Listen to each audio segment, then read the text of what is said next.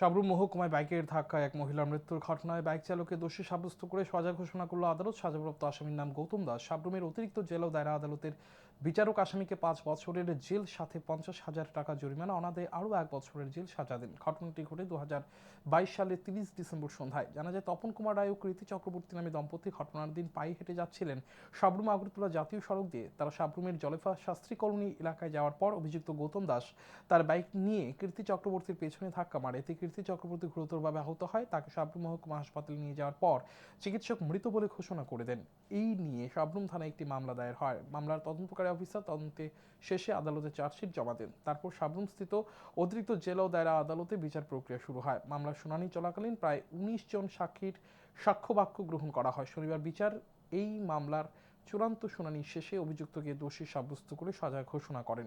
আদালতের এই রায়ের বিষয়ে জানান সরকার পক্ষের আইনজীবী।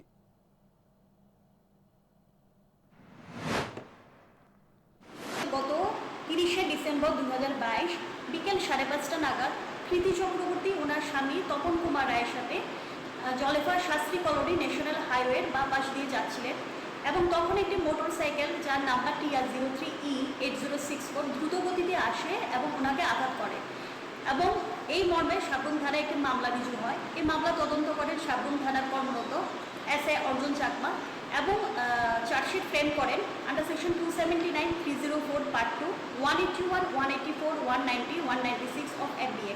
এরপর মাননীয় আদালত উক্ত ধারায় চার্জ ফ্রেম করেন। এই মামলায় 19 জন সাক্ষীর সাক্ষ্য বাক্য রেকর্ড করা হয়। দীর্ঘ শুনানির পর মহামান্য আদালত এডিশনাল ডিস্ট্রিক্ট অ্যান্ড সেশন জাজ সাবরুম গৌতম দাসকে দোষী সাব্যস্ত করেন এবং ভারতীয় দণ্ডবিধি 279, 304, পার্ট 2 IPC এবং 181, 184 FB অ্যাক্টে 5 বছরের কারাদণ্ড ঘোষণা করেন।